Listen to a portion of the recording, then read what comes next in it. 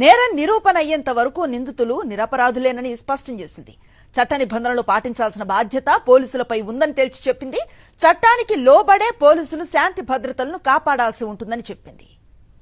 వివిధ కేసుల్లో అరెస్టు చేసిన నిందితులను రోడ్లపై పరేడ్ చేస్తూ ప్రింట్ ఎలక్ట్రానిక్ మీడియా ముందు ప్రవేశపెట్టడాన్ని రాజ్యాంగ విరుద్ధంగా ప్రకటించాలని కోరుతూ society for protection of civil property and environmental rights Krishna జిల్లా అధ్యక్షులు సురేష్ కుమార్ దాఖలు చేసిన ప్రజా ప్రయోజన వ్యాజ్యంపై సీజే ధర్మాసనం బుధవారం విచారణ జరిపింది.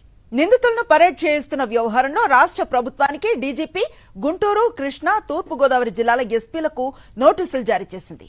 పూర్తి వివరాలతో కౌంటర్లు దాఖలు చేయాలని వీరిని ఆదేశించింది. పిటిషనర్ తరఫు న్యాయవాది జడ శ్రవణ్ కుమార్ వాదనలు వినిపిస్తూ నిందితులను రోడ్లపై పరేడ్ చేయించడం ఇటీవలి కాలంలో పెరిగిపోయిందని, ఇలా పరేడ్ చేయించి మీడియా ముందు ప్రవేశపెట్టడం సుప్రీంకోర్టు, హైకోర్టు తీర్పులకు విరుద్ధమని తెలిపారు.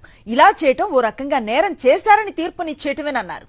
వాస్తవానికి నేరం చేశారా లేదా అన్న తేల్చాల్సింది న్యాయ వ్యవస్థ మాత్రమేనని, అయితే రాష్ట్రంలో పోలీసులే న్యాయ నిర్ణేతల్లా వ్యవహరిస్తున్నారని కోర్టు దృష్టికి తీసుకొచ్చారు. నేరారోపణ ఉన్న ప్రతి వ్యక్తి దోషి కాదని, అలాంటప్పుడు వారిని రోడ్లపై పరేడ్ చేయించడం వారి హక్కులను హరించడమే అవుతుందని ఆయన పేర్కొన్నారు. అయితే జడ శ్రవణ్ వాదనలతో ఏకీభవించిన న్యాయస్థానం ప్రభుత్వానికి నోటీసులు జారీ చేస్తూ కౌంటర్లు దాఖలకు ఆదేశాలిచ్చింది.